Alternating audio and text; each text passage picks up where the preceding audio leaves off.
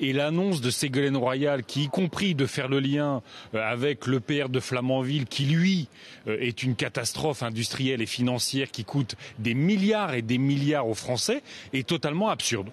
Oui, mais alors Ségolène Royal vous répond finalement par ce tweet en disant que il n'y a aucun sujet de polémique.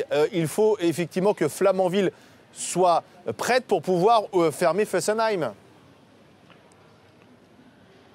Mais c'est absurde, ça n'est absolument pas l'engagement du président de la République, ça n'est absolument pas dans la loi de transition énergétique. Il n'a jamais été dit, y compris quand le président s'est engagé à réduire la part du nucléaire dans l'électricité à 50%, il n'a jamais été dit que pour fermer une centrale, il fallait en ouvrir une autre. Avec l'écotaxe, avec le diesel, avec la pollution de l'air, et puis maintenant Fessenheim, Madame Royal apparaît plus aujourd'hui comme la ministre du renoncement durable que la ministre du Développement durable. Mariton, je sais qu'il a chiffré à 5 milliards, c'était l'été, il avait dû prendre un coup de chaud pendant la canicule.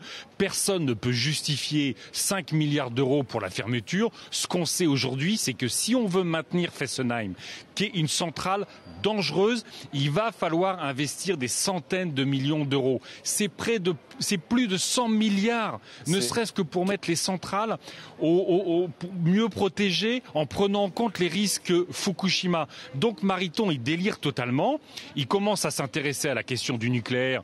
Pourquoi pas? Mais aujourd'hui, l'enjeu, encore une fois, c'est de suivre l'ensemble des pays européens. Regardez l'Allemagne, regardez les pays nordiques qui créent des centaines de milliers d'emplois sur les renouvelables, sur les économies d'énergie dans le bâtiment. C'est certainement pas de maintenir des vieilles centrales qui sont un risque pour tout le monde. Même le gouvernement allemand a réagi aux annonces de Madame Royal en disant que le gouvernement allemand était très déçu de cette annonce-là.